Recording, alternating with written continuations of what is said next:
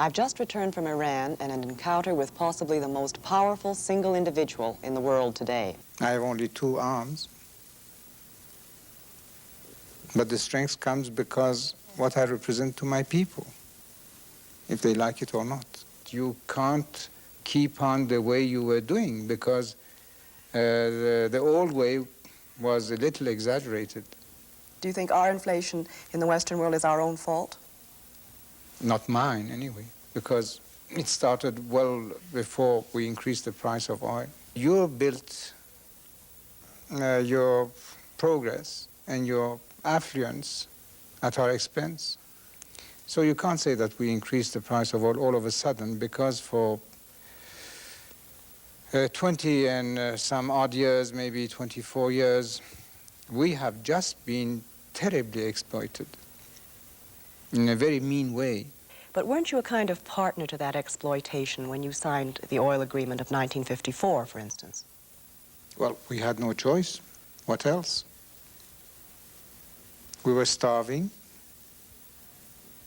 and we had to start doing something to build the country. We had no choice. They dictated to us, they decreased the posted price of oil when all the price of commodities in the world were on the increase. And they were telling us, well, take it or leave it, and we had to take it. Now, things have been put right, and the price of oil is still so low that you have not yet started to mine your coal mines and liquefy the coal and gasify the coal, or even go in a big way in the development of your nuclear energy and find any other sources of energy.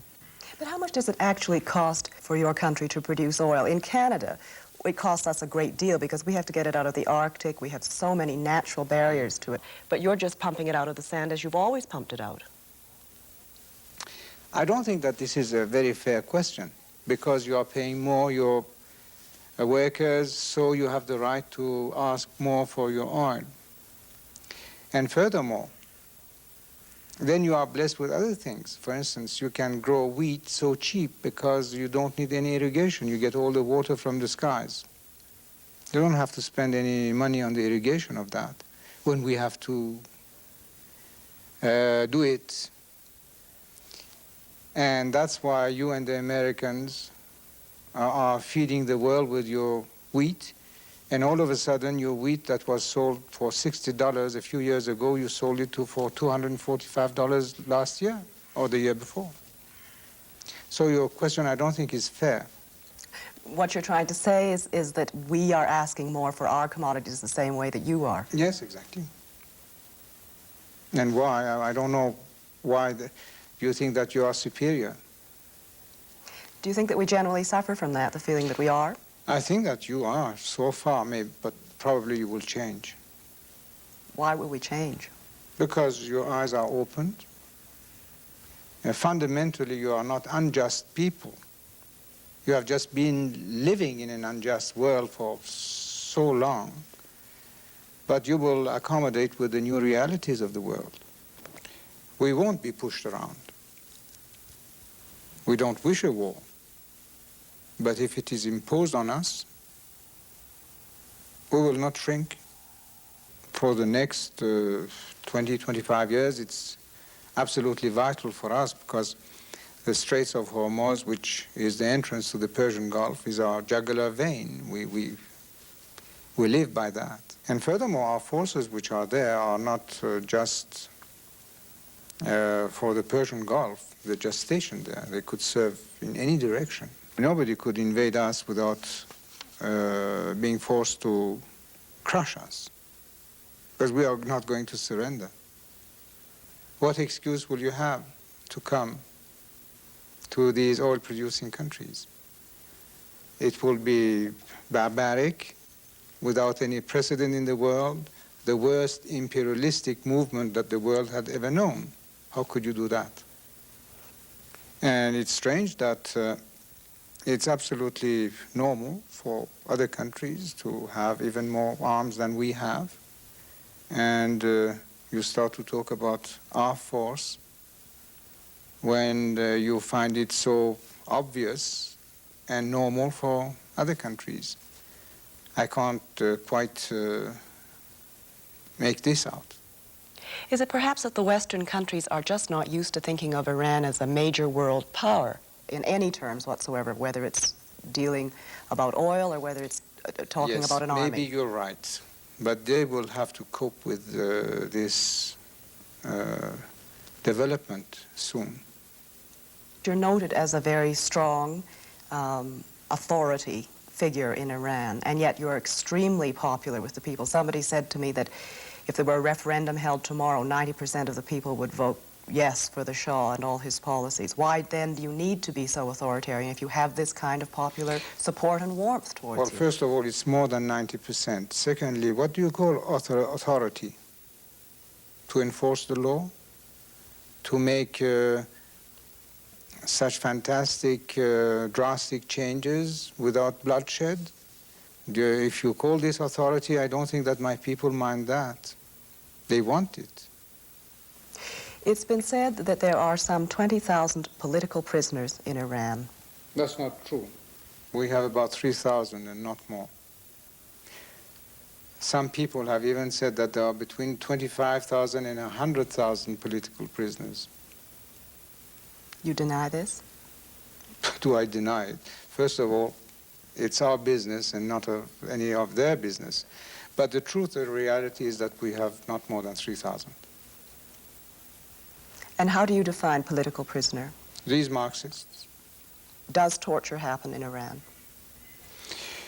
Well, this is a question that was put to me more than once, and which I don't like at all.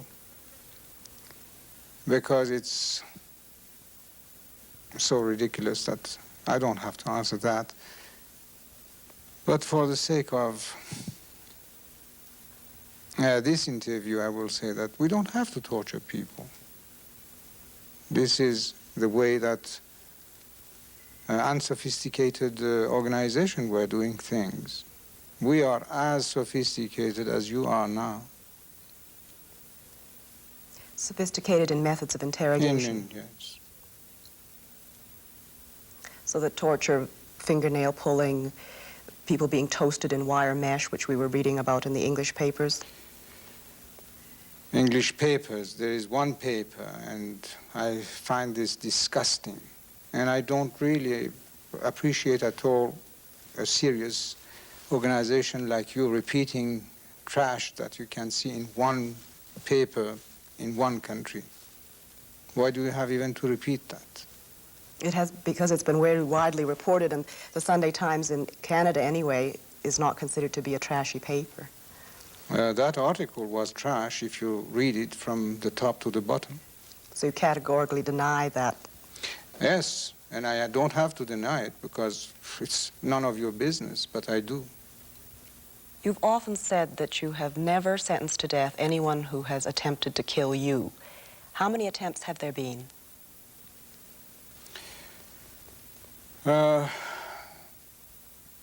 One, but he was killed by the security people. Then the second, 5, 6 people were involved. They were all pardoned by myself. And indirectly, we know that there have been some attempts which did not materialize. And they have been also pardoned. And this has been my policy and probably will always be my policy. I forgive when anything concerns me personally. And I can't do it when it concerns the country and the state. Are you ever afraid when you make public appearances? Never. First of all, I'm not afraid of anything. Secondly, I know very well that I will be around as long as it has been written